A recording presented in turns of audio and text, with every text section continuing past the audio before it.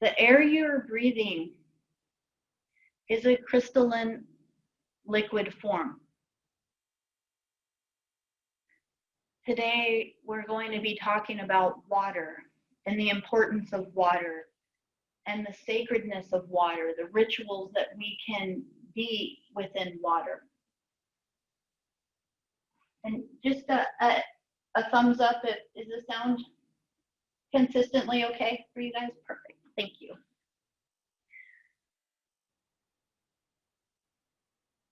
That very simple practice that we did just now, I want to break down one mechanical thing that we were doing within it. Your mind has the electrical charge within it. And your heart has the magnetic energy within it. And we are electrical magnetic beings. We are meant to be consistently in a harmonic state between those two polarities. Within the law of polarity, the electrical charge or the masculine charge is going to be what would be the negative charge if we were looking at a red and black wire for electricity. And the feminine charge of this polarity, our heart space or the magnetic field, I had that backwards, I do apologize, is the black, is the grounding, no, is the positive energy field in there.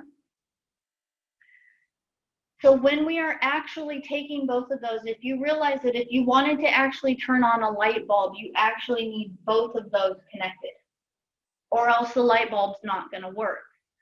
All of the electrical systems that we have in the house, there has to be a connection between both of them, or else none of the stuff lights up, none of it works. And our circuitry within our body is exactly the same. Our circuitry within our body is meant to have all of those polarities constantly in harmony and connection. Where we start to get out of connection is in some of the more subtle realms, our realms of intention, those realms where we know that we can create. And we're out there and we're manifesting and we're manifesting and we're pushing and we're trying to figure it out and we're trying to think about it. And what we're missing most of the time is that heart coherence inside. It's that place inside where we have the mental mindfulness. So the mind isn't sitting there running a bunch of belief programs, but what it's running is a mindfulness. It's an awareness and it's a focus. So just when I asked you when we were doing this meditation to bring your mindfulness into your breathing, all you had to do was become aware of it. That's all. And your mind automatically goes into it. I want to bring one thing into this conversation that is going to help a lot of us. We a lot of times try to take all of this information that we're trying to ingest, and it can be incredibly complicated. There's a lot of mechanics that can go to it and a lot of kind of scientific nuances that we can learn layers and layers and layers. Kind of like with the human design system, it can be incredibly difficult to understand all the layers because there's more, and this ties into this, and this ties into that. But the truth of it is, just like the human design system, if you just fall back to the three basic things, know your type, your design, and your inner authority, everything else just naturally falls into place. It's the exact same thing with all of these things that we're doing. If I was to ask you, can you tell me how you breathe? And yeah, if I was to ask you, please describe to me how to breathe. I just do, right? You've been doing it since before you were ever consciously aware of it. Or if I was going to ask you, can you tell me the mechanics of how to walk? I want to know exactly how you made your leg move. I want to know the thought process, exactly what you were thinking in order to move your leg or your foot or your toes. And then what did you do to move the next one? And what did you do to move the next one? It sounds ridiculous, doesn't it? But we do this all the time with spirituality. We do this all the time with our spiritual mechanics or our field around us and how we intend and how we manifest. We are constantly overthinking it.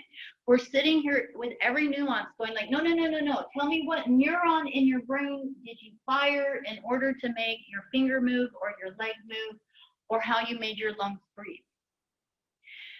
In that, every time your mind starts coming in and cycling and circling, allow yourself to remember, I don't have to know how to breathe, I just breathe. I don't know how to walk, I don't have to know how I walk, I just walk. We just learned it. We just gave it a try over and over, and all of a sudden it became an automatic habit. With that in mind, this breathing exercise that we just went through, your mindfulness went to being aware of your breath. It's as simple as that. Your mindfulness went to being aware of your aura field around you. It's as simple as that. The second magical part of that equation is that then your heart came in and stepped into the void field or the source field and grabbed the feeling that you wanted right here, right now. Not what you imagined it to be, but step into the feeling of having it right here, right now. So when I said go into the source field and just be in the state of unconditional love, it's automatically just being it. It's as simple as the fact that when you wake up in the morning, how did you make yourself be awake? We just do. We just wake up. It's a state of wakefulness. We're just like, oh, I guess I'm awake. When you're in the source field, it's the same thing. All you are doing is calling out to it unconditional love. You can just say the sensation that you want and open your heart to being it. I am being unconditional love now. I am experiencing unconditional love now. I am filled with unconditional love. Unconditional love surrounds me. Unconditional love holds me.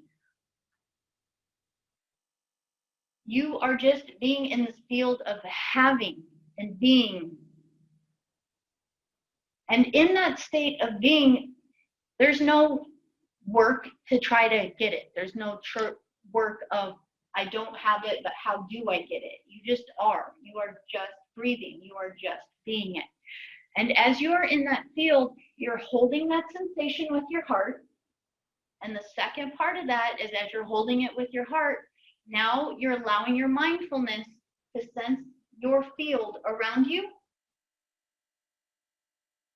all filled up with it. You are merging the magnetic and the electrical. You're merging the positive and the negative. You are lighting up your light bulb. You are manifesting tangibly in physical form now. You could go into that field and you could call forth any state of health and vitality that you want. You could call forth any state of knowledge or understanding that you want. You could call forth absolutely any outcome that you choose to have. Stand in the state of beingness of it. The important part of it is that within the 0 point field, it's timeless. It just is. And as you're in that 0 point field, you just stand into the reality of it being. And then with your mindfulness, feel it programmed into your morphogenetic field around you. Feel it programmed into your auric field, your light body field around you.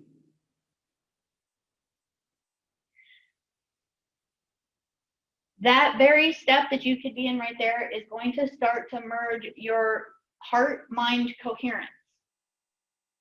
If you've heard that term, heart math uses that term a lot, but it's just a fancy way of saying that you're actually merging your heart and your mind, that they're meant to be one, and that everything within this reality is meant to be done from the heart, and that the mind is the vehicle of the heart.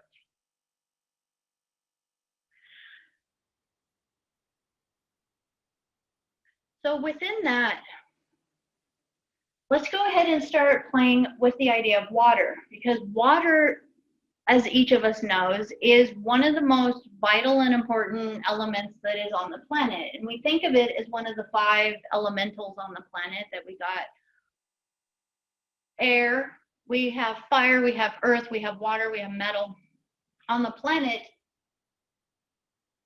But a lot of times we don't give it much more thought other than that. It's just a tool, it's just something we use. I have done this for the majority of my life where I'm thirsty. I just go grab a glass of water, I drink it, I don't even think about it. My mind is completely somewhere else. I'm not even conscious of the water that I'm getting. And in that state, I have missed so many opportunities to love the water and to honor the water, because we are coming to understand on a scientific level now that water can hold memories. Water holds emotion. And we're about to watch a short video. There's a video that I want everyone to see.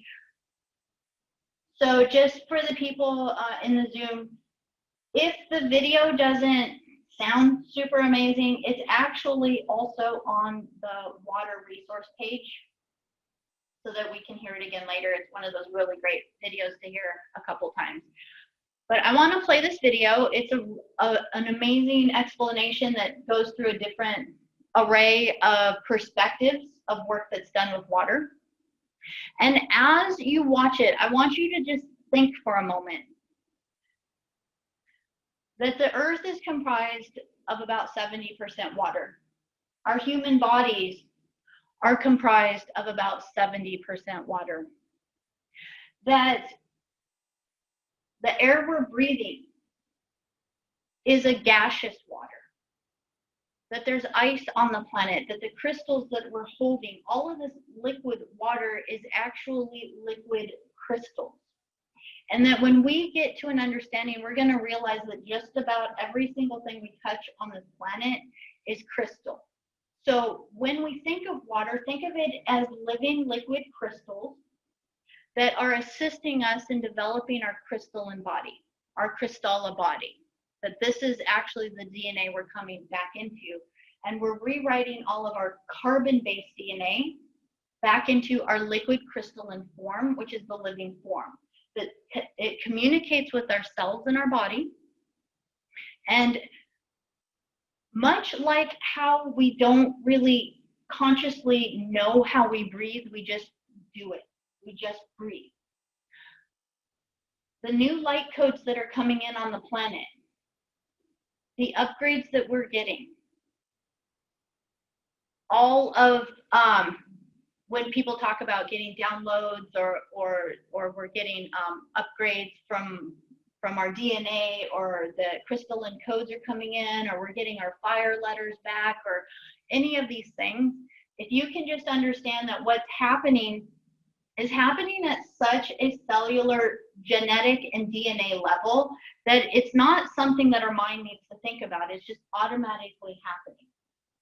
So just like with breathing, it's at such a subtle level that it's happening to us, that it's happening in our subtle light bodies and in our auric field and in our DNA. And most of us have no clue that our DNA is sitting, like we know our DNA is rewriting itself right now, but I can't feel it happening. I don't actually tangibly feel my DNA doing anything. But the way that we visibly start to see the way the new codes are coming in is things shift and change in our reality. Synchronicities start to happen in our reality. Situations that we maybe tolerated before or that we were kind of okay with will start to not be okay anymore.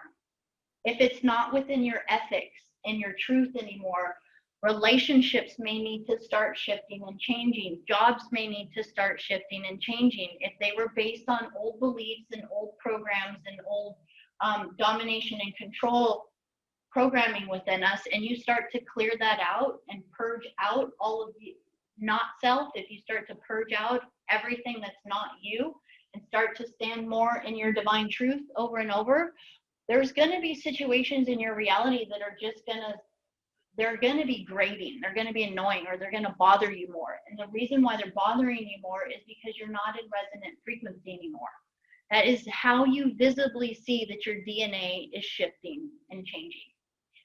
So just, I want to keep coming around to this because, again, our mind likes to know all the nuances all the time. Well, what is happening? How do I know that I can manifest these things? It's just like breathing. We just do.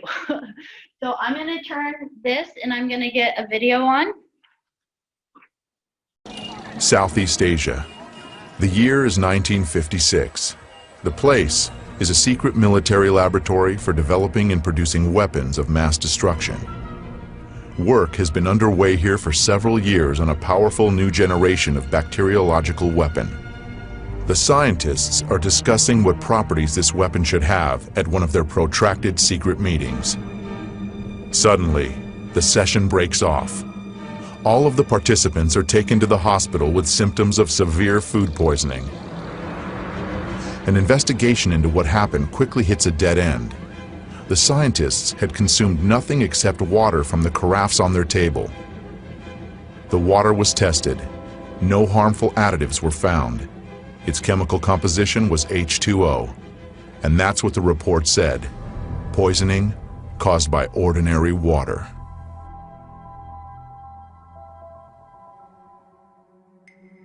"20 years later, a fantastic hypothesis was put forward. A hypothesis that could explain water's unpredictable behavior. Water has memory. Experiments done in many countries around the world have shown that water receives and makes an imprint of any outside influence, remembering everything that occurs in the space that surrounds it. Any substance coming into contact with water leaves a trace in the water. Had our ancestors guessed this when they used silver vessels to turn ordinary water into healing water? It is today the best antibiotic that is made, as good in Afghanistan and Iraq. The American army uses this water, 1 atom per 100 million, to kill all the germs in a wound. So the President of the United States uses this water to keep infectious bugs from his hand. So I said, how can this water be? As it records information, water acquires new properties, yet its chemical composition remains unchanged. So their theory was the chemical composition of the water is important. Now the sensational news is that that is nonsense. The structure of water is much more important than the chemical composition. The structure of water means how its molecules are organized. We can see how water molecules join together into groups. These are called clusters. Scientists came up with the idea that these clusters work as memory cells of a certain sort, in which water records the whole history of its relationship with the world, as if on magnetic tape. People don't think when you turn on the light, the water is changing. When you turn on the electric field from the power lines, the water may change. So that is the direction of research. The water, of course, remains water, but its structure, like a nervous system, reacts to any irritation.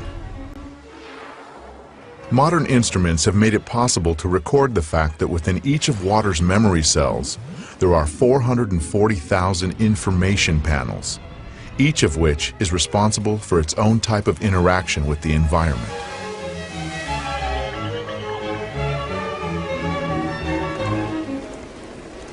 If you consider a cluster as a group of specific molecules, then it can survive only a short amount of time.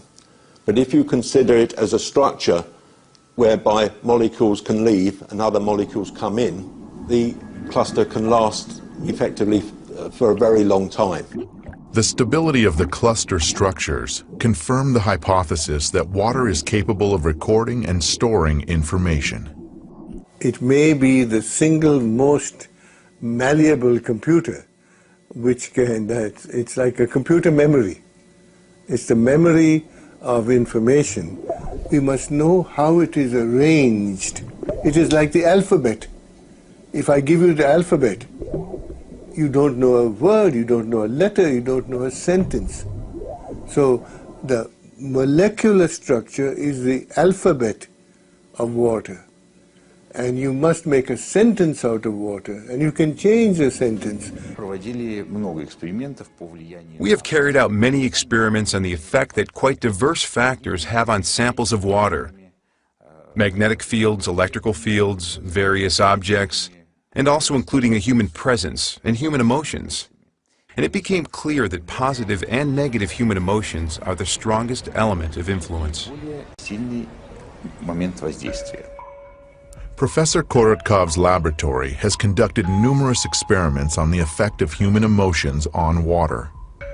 A group of people were asked to project onto a flask of water in front of them very positive emotions like love, tenderness, and concern. Then, the flask was replaced with another one, and the people were asked to project emotions of a different type: fear, aggression, hatred. After this, measurements were taken on the samples. The water exhibited changes that were clearly in one direction or another. So love increases water's energy levels and stabilizes the water, while aggressive emotions reduce the energy and make radical changes in the water. I hope to show people through my research that water has a memory of its own. Dr. Emoto's laboratory does research on water samples, which are subjected to various forms of outside influence. The impressions made upon the water are recorded by swiftly freezing it in a cryogenic chamber. This is what water heated in a microwave oven looks like. This is the effect of a mobile telephone. Somebody said thank you to this water. Excuse me. You disgust me. Depending on age, a human being is made up of 70 to 90% water. An adult drinks approximately 2.5 liters of water each day in order to sustain his normal life functions. Another 1.5 liters is absorbed through the skin during bathing or showering. Water makes a long and difficult journey before arriving in our homes. It used to be common knowledge that a settlement could only occur where there was a natural source of water. Today, whether or not there is water in a place is of no importance, because we transport water for thousands of miles using high pressure.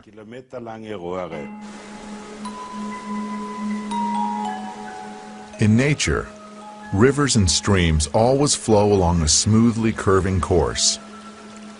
But any water supply system has multiple right-angle turns.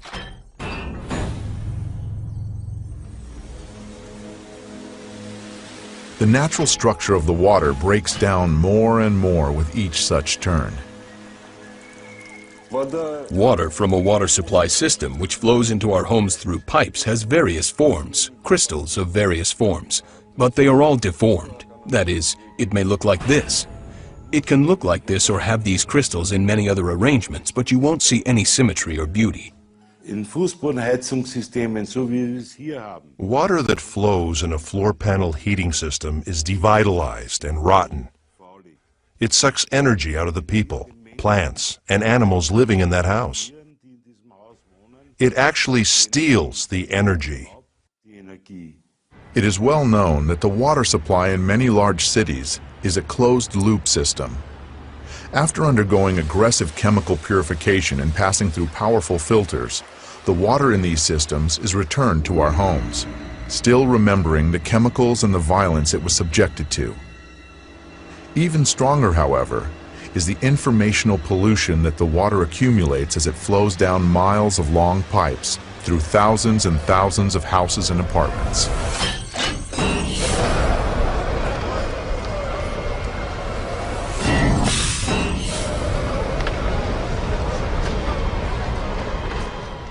Und unsere geistige Verschmutzung, die wir dem Wasser geben. We pollute water spiritually, and this happens on a huge scale.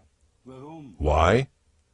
The water adopts all of the hatred, all of the malice, the stress. The water is almost dead by the time it enters our body. Ist schon fast tot, wenn es bei uns ankommt.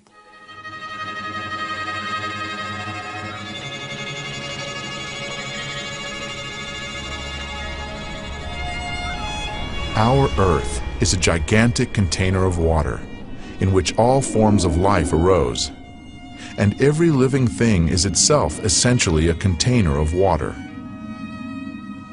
With modern technologies, we can reach far into outer space, and as we attempt to discover life on other planets, the first thing we look for is water. There is no life on Earth without water. And one of the big questions is whether or not, in case that there should be comparable life on other planets, this would also be based on the presence of water. There is strong belief that the first living organisms were in the water, and only much, much later did organisms develop that could live outside of the water.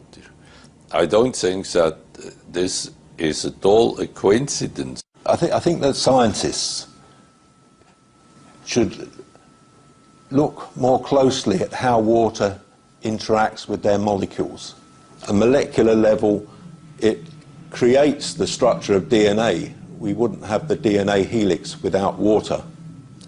It creates the structure of proteins, so our bodies wouldn't work without the water. How a person handles water, if he approaches the water with good thoughts or blesses it and says thank you to it, the quality of the water will improve, and the water will have a positive effect on a person and his body. A major part of our brains are water.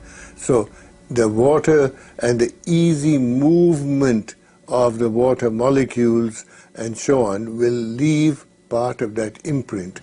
So yes, to some extent, the water is implicated in the patterning of the information in the brain.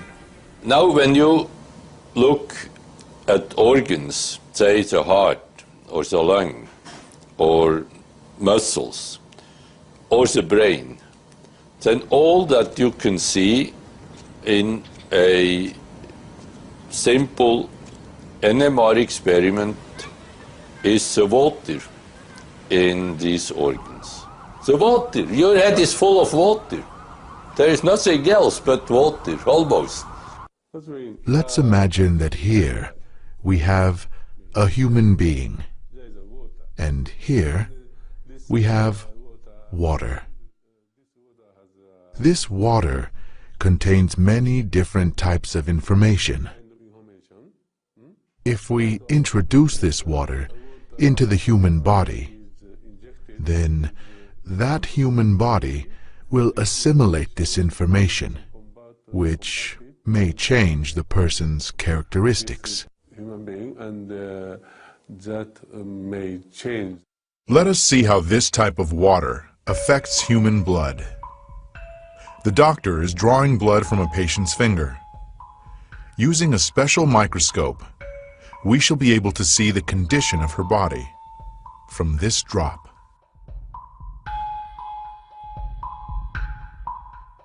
These are red blood cells, and they've lost their electrical charge, so they're all stuck together in a formation called a rouleau. Here's a huge symplast. Symplasts are associated with heart disease and arthritis and lung disease and many other conditions that could be coming in the future.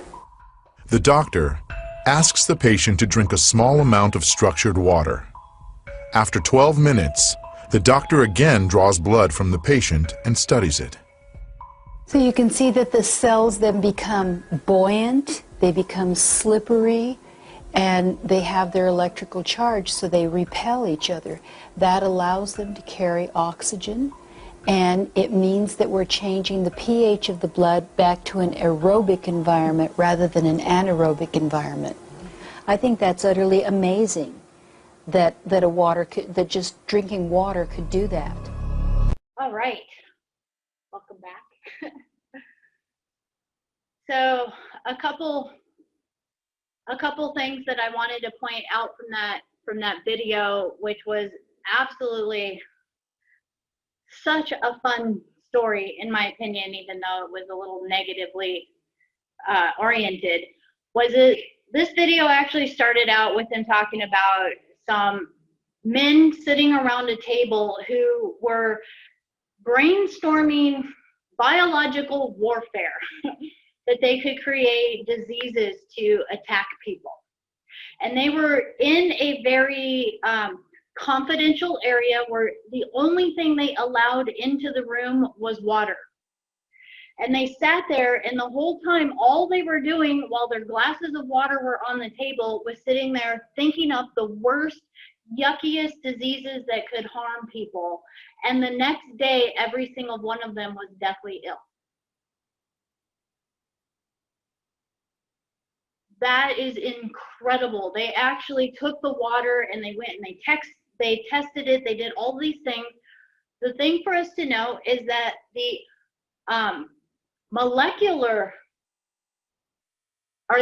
chemical composition, the chemical composition of water doesn't change. When you test water, water's gonna be water. When they test water in your home, they're testing the chemical composition in it.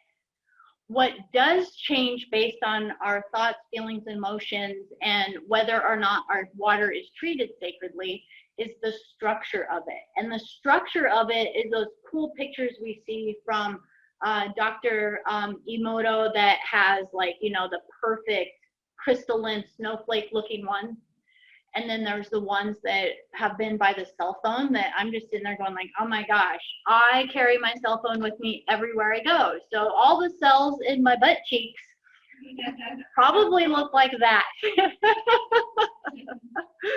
Not good. I don't like it.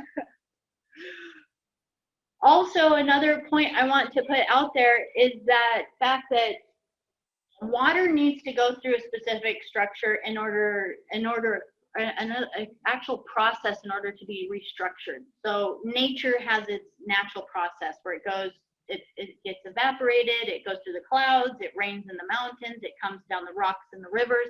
It's actually the bouncing on the rocks coming down the streams and the rivers at very gentle curves, which is vitally restructuring the water again. When our water gets piped into our home, many of the pipes in our home have a 90-degree turn. We're going to go over an element at some point called shungite that I really want to share with everybody, because shungite has the ability to restructure your water through your pipes that are coming back into your home. And it's something, I'll grab a piece of it and I know Heather's very familiar with shungite. I'm going to show a little piece of it because it's a black piece of crystal. It's not really crystal. Within this, it actually has almost every element that's on the periodic table is within this element right here. And it has the ability to restructure water, to purify water, to cleanse the water in our home. I put it in our back of our toilet bowls. We put it in the puppy bowls. We put it in the coffee tank. We put it in anything and everything where the water is passing through. And after really watching this video again, one of the things I'm going to be doing is actually taking a bunch of shungite, and at the final curve before it comes to where it comes out of the faucets in the home. So I'm going to do this in the bathroom, in the kitchen, and any place the water's coming out. I'm going to place a bunch of shungite around the pipes. And this is one of the ways that we can counter the effects of water coming into our home that it has lost its structure. The other point I want to bring up from this video is that if the water has a deteriorated structure to it, it actually devitalizes our body. So just because we're drinking water, it doesn't mean it's hydrating us. If that water has been treated wrongly, if it has been near people who have had hateful conversations, if it's been around any kind of energy that destructured it, took away its beautiful crystalline form, when it enters our body, it has the effect of osmosis where it actually pulls the energy out of us rather than revitalizing us. And water has the capability, when we charge it, when we speak to it, when we communicate to it, and when we love it, that it can actually do the opposite. Just like the woman was showing in that video. Again, everyone should just get a chance to look at that again, but it was showing that when the cells are lacking luster and their vital energy was low in someone who was unhealthy, they had somebody drink structured water, and just drinking structured water put a glow, an electrical field around the water or the blood in the body again because of the water, and allowed it to start to move. Yes. Structured means that it's holding all of its form. So you are a structured form. But if you imagine you as a water molecule and your form was deteriorated and you were like, and like your arms were starting to fall off and your head was like melting and all of your form was completely gone, your vitality is gone. None of your systems are in function again. So if you think about crystalline form, we're learning to train our body to communicate at a crystalline level. We're reconnecting all of our electrical charges within us. The water carries the electrical frequencies within us. And if the water isn't flowing healthily through our body, our cells can't communicate. Therefore, your ability to communicate with your higher self pretty much gets shut down or diminished in some way. When we get all of that structured back in again, which a lot of times is just us being sacred with one of the most abundant elements on the planet is the water. So I want to go through a couple things we could do.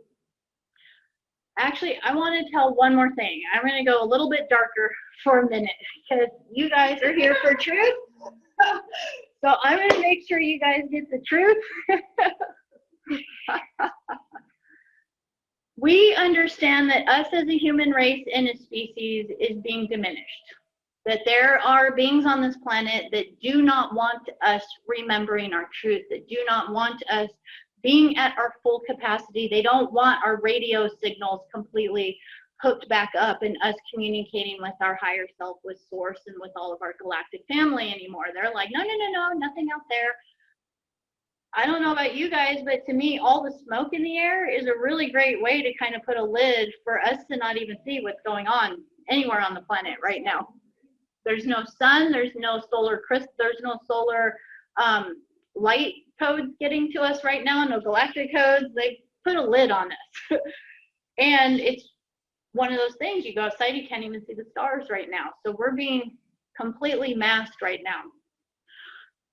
There are different tactics that have been placed on us that are what we would call a long con. They're not a short game. These are things that have been placed upon humanity over generations and generations and generations. Because the truth is that our physical form was not meant to just live an average of 70 years. We are meant to live hundreds of years, if not thousands of years, and choose when we want to actually ascend our form into something else. Abby's over here going like, what?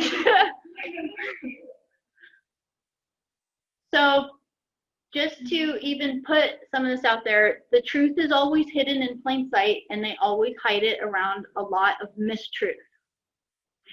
Even in the Bible, They talked about many, many beings who lived for 900 years, and that these 4, 5, 6, 7, 8, 900-year people were not uncommon. But isn't it easier to control people if they only live for 70-year cycles? Look how long it's taken all of us to start to get our memories back. Well, we're halfway there. Well, pooh. Now I'm about to die again in this human body, and then when I come back, I gotta freaking learn how to walk again, first of all, let alone remember my Akashic records. So there is a definite genetic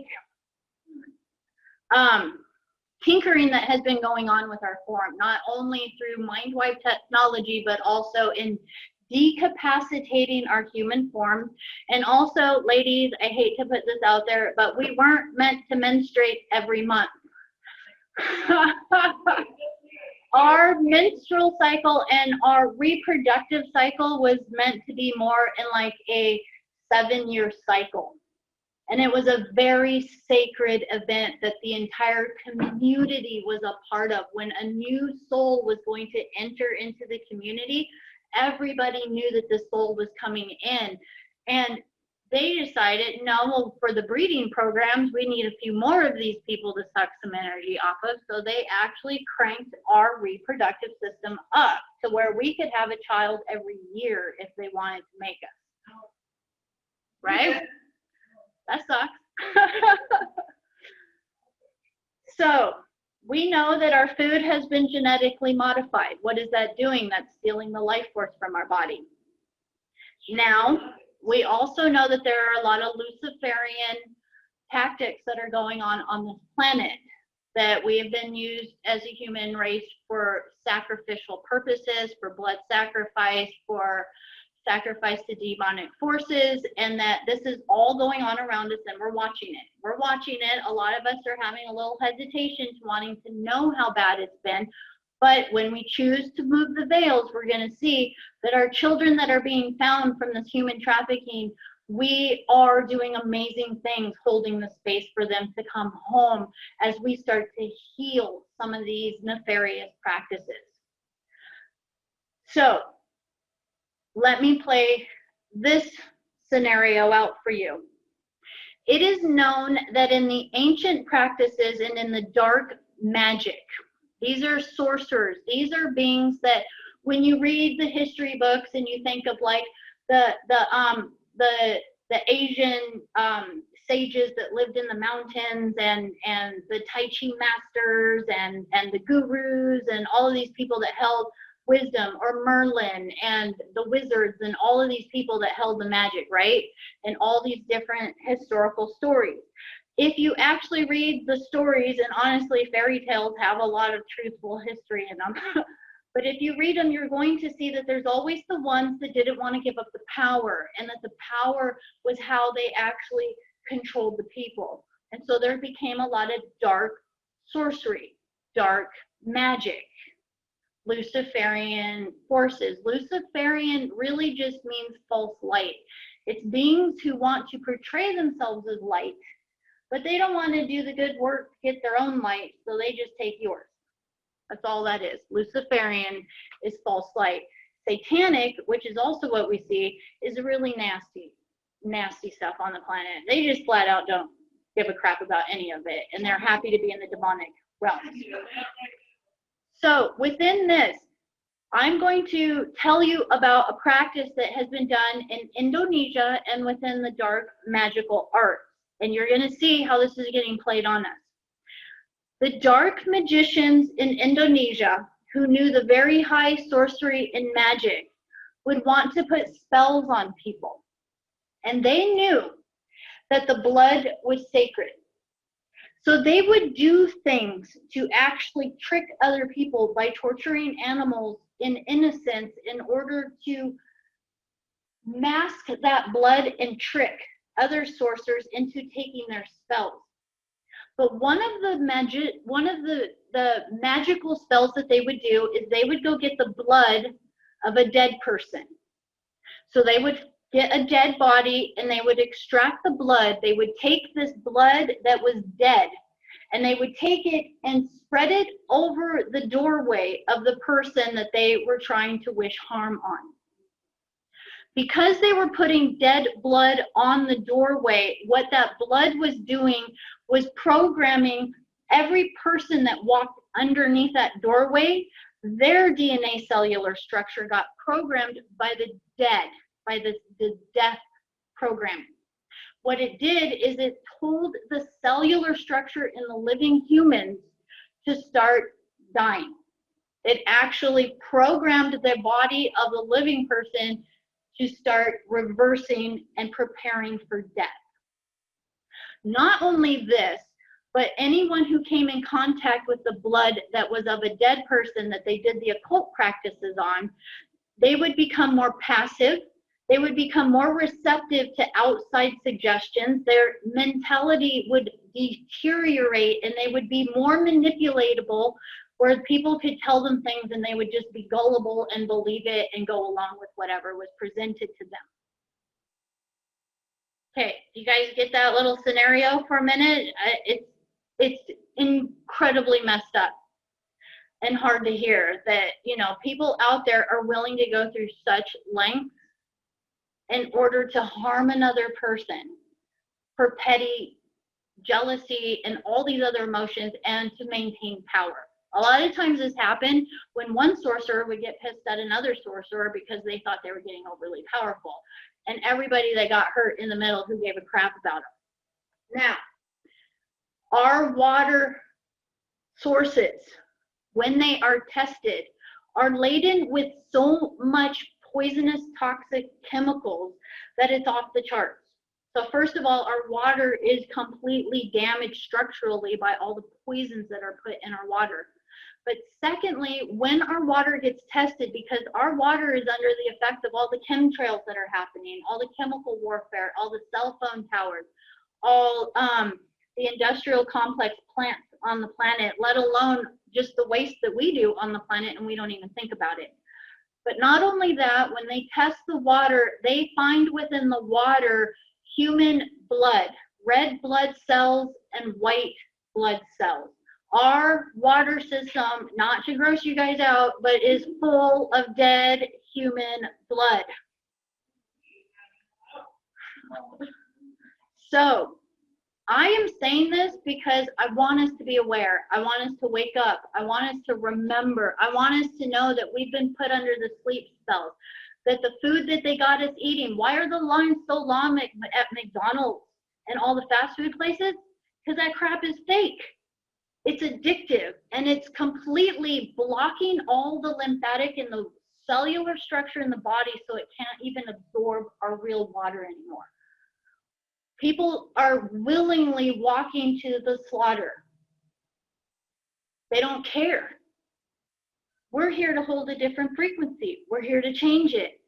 We're here, and it doesn't matter whether or not we're a small group or we're a big group, because in that video, even as it says, the most powerful energy that was able to transform the structure of water was love. Even more powerful than any of the negative emotions that were ever placed on it. So what does that mean for us? That means for us that we're waking up, we're becoming aware, we're starting to become lucid in our waking dream. We're waking up in the dream going like, wow, why did they put that commercial on TV? What do they want me to get that new, pharmaceutical for? Or, all of these different things. Why are human lifespans so short when our body is actually designed to live indefinitely? Our cellular structure is actually designed to be an eternal body. We have that capacity to start to regenerate it back into that, so that our future ancestors have that capability again to activate their 12D crystalla body again, that we are activating our double diamond body. What we're doing in this ascension cycle is getting active access to all of our codes again.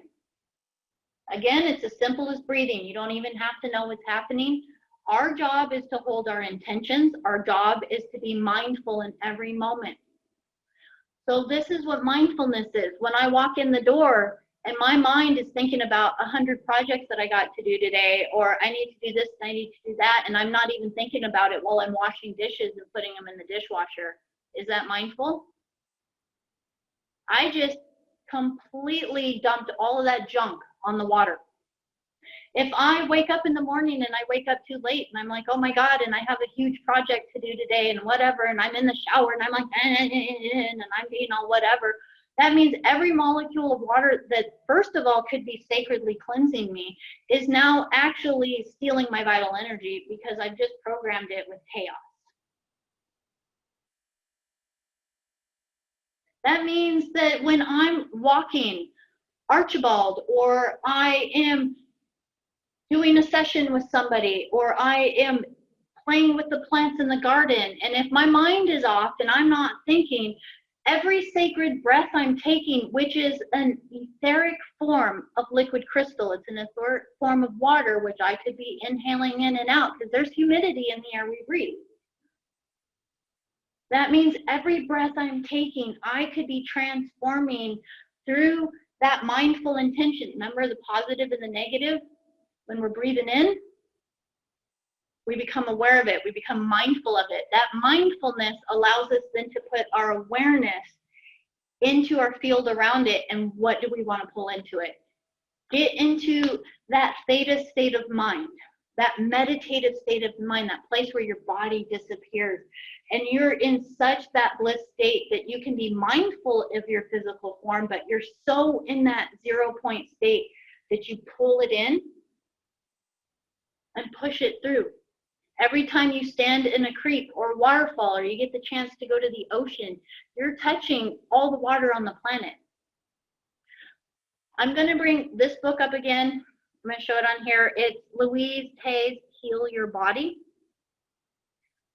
This one is just, this little book right here, there's a full book, but this little one is just physical things within the body.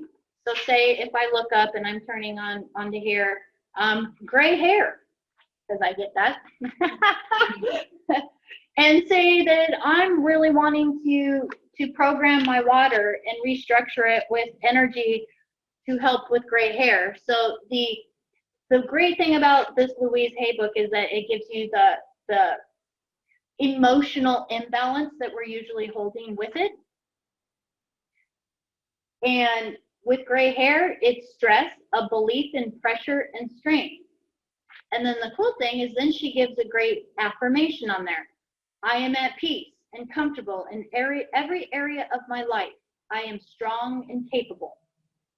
We could actually take that, speak it into the water, hold it with that mindful state, that mindfulness of being aware of the water, of the field. Here's the thing about it though.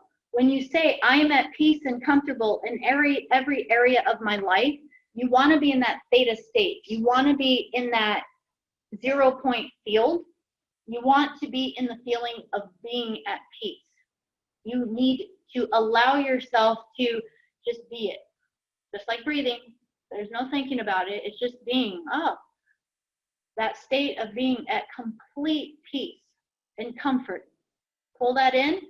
Pull it into the water. So with that, I also put on the website, a bunch of things that we can do to work with water. I'm just going to read a couple of them.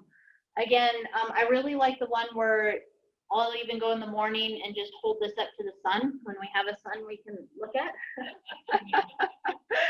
And I will just let the sun rays come into it. I will imagine that the sun is actually one of the portals in which we came into this galaxy from.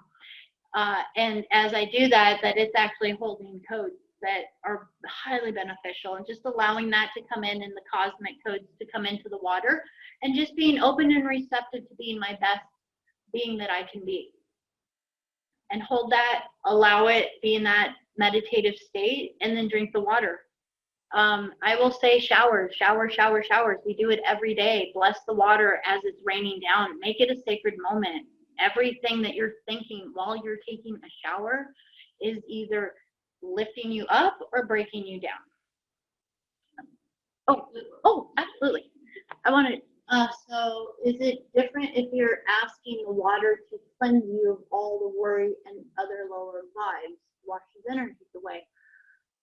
And can we put shungite in a water bottle? Absolutely. Absolutely. I put shungite in everything. I wear it. I sometimes wear it on my face when I'm playing with it because it's carbon based. So is it different if you're asking the water to cleanse all of the worry? Yes, it is, because again, in the way that we've been talking about how we want to speak into our reality what we do want, not what we don't want. So when we think of worry, do the polar opposite of it. What's the polar opposite of worry? Peace, security, health, vitality, abundance. And then you step into the field and you grab that feeling, and you have to be willing to surrender everything that you imagine is in your reality right now, because remember the law of mentalism, all is mind. The only thing we're really battling in this reality is whether or not we can allow our mind to get out of the way. And in that, we just bring those new feelings in. So absolutely cleansing. And cleansing is fun because in the sense of cleansing, bringing it as water sparkles. Imagine what water sparkles would feel like dancing through your cells and dancing through your body. And I like to envision it, and I'd love to hear any of your guys' ideas, but I like to just envision it as kind of joyful, playful dancing, bubbling through all of my cells. And as that light dances through, it's as if it's rewriting the cells. It's as if it's just kind of like a reset. Like when you do a document on your computer, we don't question when we rewrite something and save it. It just does it. I think that's kind of what we need to get into. Yes. When you're in a high vibrational, like happy state, can you say, I'm charging and expressing all of the water in my body? Absolutely. So she was asking when she's.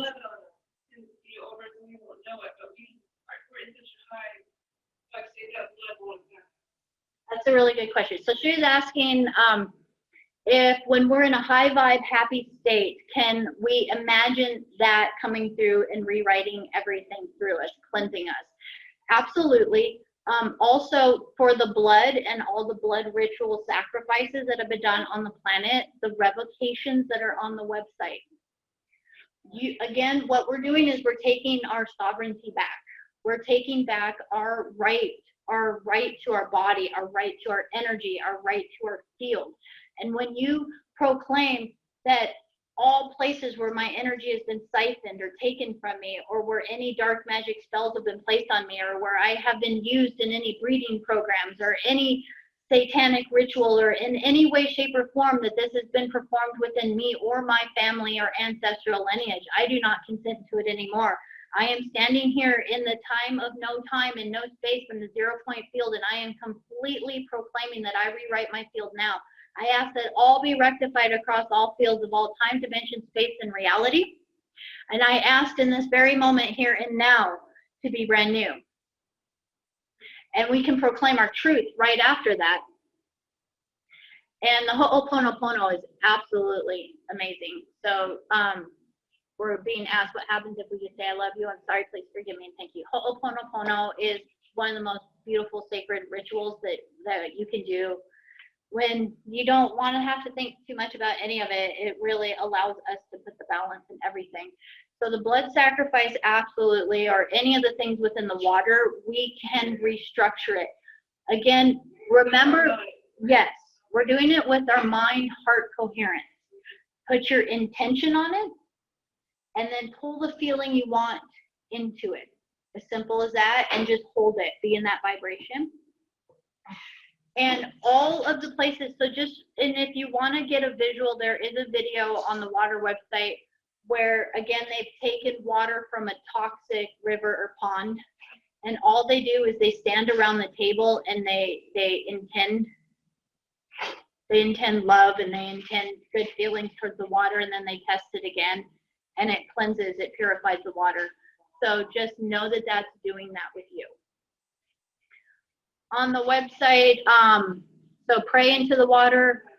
Any of the mantras like the Gayatri mantra, or chanting Om into your water, or the Om Mani Padme Hum, the mantra of compassion, if any of those resonate for you. It's just more important if they resonate for you. Symbols. So if you want to put, like, say, an actual Om, or sacred geometry or fractals or anything like that on your water, anything that matters to you. There's also, and I will put it on the website, I don't have it there yet, but there's a woman, her name is Jean Logan, and she does glyphs, which she has, through her own kind of work with her guidance, has use scalar frequencies to program glyphs, so pictures. And these pictures, each of them has different vibrations to them. Some of them compassion, love, healing. Some of them are very specific for clearing parasites and all of these things. So I'll put more information on the site, but I'm just saying that you can put glyphs on your water. Sound tones, sound frequencies, light, any of that is going to actually help your water. And just for some basic ones, when you get your glass of water, if you have your water jug that you use or your water flask that you use, get some like bumper stickers and put the word love on it. Put the word gratitude, compassion, vitality. I have a few ideas just on the website here. Joy, happiness, success, abundance, healthy metabolism. Again, anything like heal, Louise Hayes, heal your body, or anything positive affirmation. You could put your declaration of intention, write it out and put it on your water. So every time I grab water, my main thing that I do is I will just sit and be like, I love you. I love you. And I will just allow that heart coherence of love to be with the water, so that every time it comes out of the faucet, every time I'm pouring it into the coffee maker, anytime I have a glass, and again, I do shungite. So the water glass by my bed has a bunch of shungite in the bottom of it.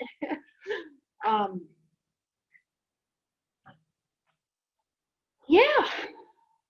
So what I want to do, because again, it's the new moon. The new moon is our time where we get to actually birth what we are wanting in this reality. It's such the perfect time for working with water, for stepping into that field of what we do want in our reality. And again, this is our gift to start to be more in that frame of mind of stepping into the feeling of it. So if it is having a new job, or if it is having health, for health related issues, if it is an abundance thing, if it is a relationship thing, we actually have to get out of our way enough to go into the 0 point field and to go into the void space of God's source of all that is, and actually feel and be, run movie scenarios, imagine and sense as if it is happening in the now, that there is no, well, this is how it is and this is what I want it to be. No, it can't be like, well, this is what I want. No, it literally has to be, you are having it now. Play with the idea of holding a puppy and close your eyes and imagine just holding a puppy and the puppy is licking your face and all of that. And you can imagine that. It's the exact same thing. It's using your imagination and just being there. So just for this beauty of this evening, I'm really excited, all of you powerful, beautiful beings. If you have your water with you, everybody got some water? You want to grab some?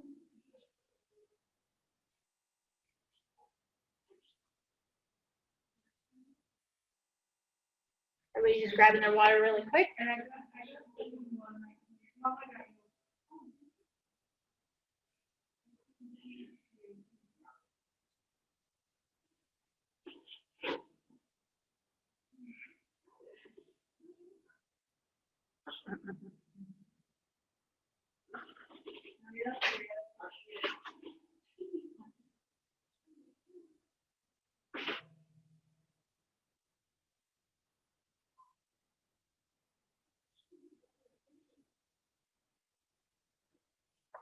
He's coming.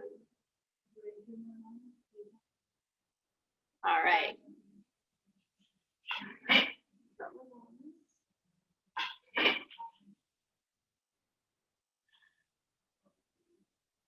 So just go ahead and grab your water.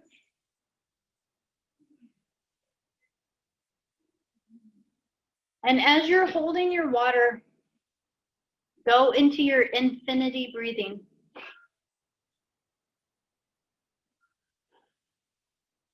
Let your mindfulness be aware of the heart of the earth and your heart and the heart of the universe.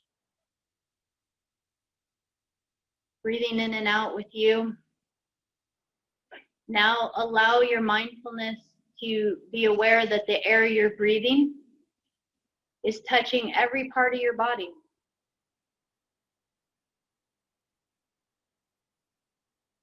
Now allow your mindfulness to expand out to your auric field all the way around you.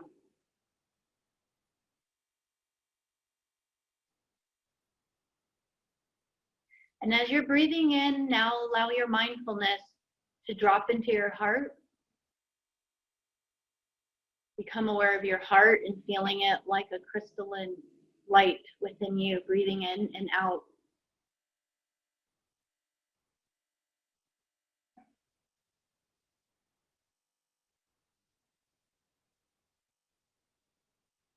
And let your mindfulness breathe all the way in, full, full, full, as you feel yourself breathing in from your aura and your light body around you, all the way through your skin. The liquid crystals of the liquid air all the way around you that you are swimming in. Be mindful that you are swimming all the time in a form of water that is communicating with you. That air and water, even though they are different elementals, are really just transformed aspects of self.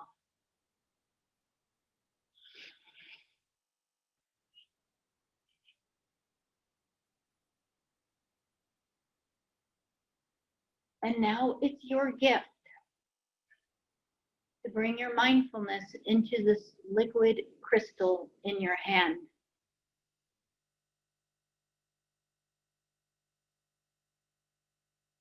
Love it. Speak to it from your heart. Allow your mindfulness to be focused on it while your heart does all the talking. When you speak to it of love, speak to it of love that you are experiencing. Be in the field of love. Be love now.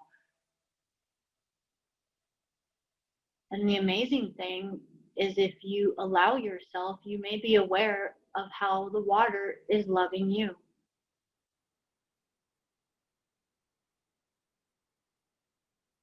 Be aware that it is part of the water that is within this enclosed system that has touched every molecule of water on this entire planet. And that as the moon is in the phase that it's in, that we are at the tide of planting our seed of creation. So allow your mindfulness to hold your mind on the glass as well as every water molecule on the planet that is in rhythm and sync with the moon.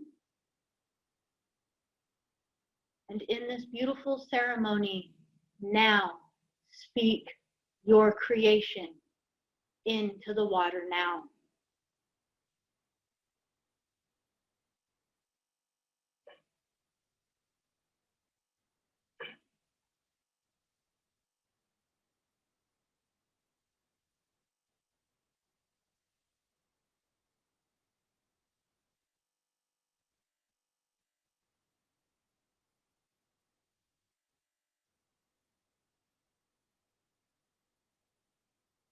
Allow your mindfulness to be aware. Does the water feel like it's vibrating differently? Does it feel as though it's moving? Or what is it saying to you?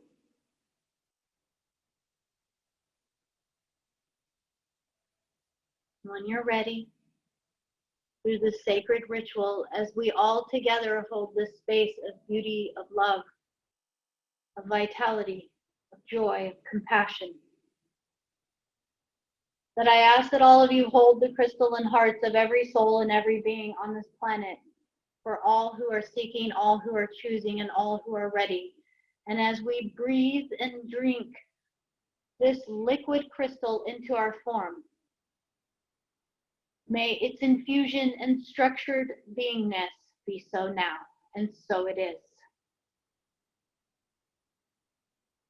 When you're ready, go ahead and drink your water.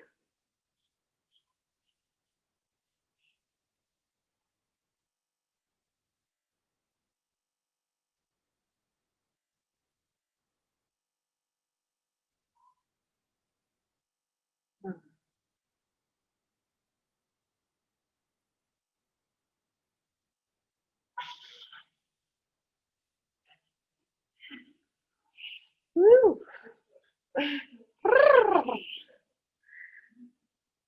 So, water's giving us the opportunity to take a lot of the things that we've been talking about and start to conceptualize them in a more tangible form. I'm going to invite you guys all to look at some of the videos that I put on the water resource page on the website.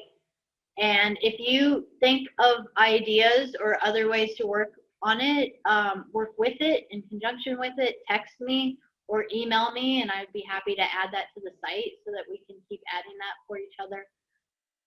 That in this week, let's continue to be mindful with water, and that this week I'm going to ask each of you to dedicate once or twice a day to doing this meditation that we just did today. Let's start getting really, really good at pulling stuff from the void into this reality, because all of us together, are going to make some amazing changes on this planet. I love you guys so much. Is there any last thoughts or questions? Yes, the video that I played is on the website. And I would actually, if you play it on YouTube, I would actually suggest that you add the subtitles onto it, because a lot of the people are from Switzerland or Austria, and they do have really heavy accents. So sometimes the subtitles really help. But I love you guys so much. I will actually be texting or emailing everybody really soon, because we have the fall equinox coming up next week. And so I want to see if maybe there's a way we can connect in one way or another, or if something's gifted to us to do for that special event. But I love you. And Thrive. Yes, the Thrive movie. Please, please, please. I want everybody to be able to come in person. So it's the 27th of this month, and it's the Thrive 2 movie. And I will have Joseph figure out the the video, because I did not do very well. That was solid effort, but all right. So definitely let me know if you guys ever have any questions. I do want to connect with everybody at some point individually, just to see how everyone's doing, because I just want to, because I love you all. So have a beautiful evening. Happy, happy, happy new moon. Do some great affirmations or water thoughts. Put them under your glass of water tonight. Allow your dream time to take you, because lucid dreaming or just dreaming in general gets more powerful during the new moon and the full moon. So please do your dream work too. So I love you. Have a beautiful night.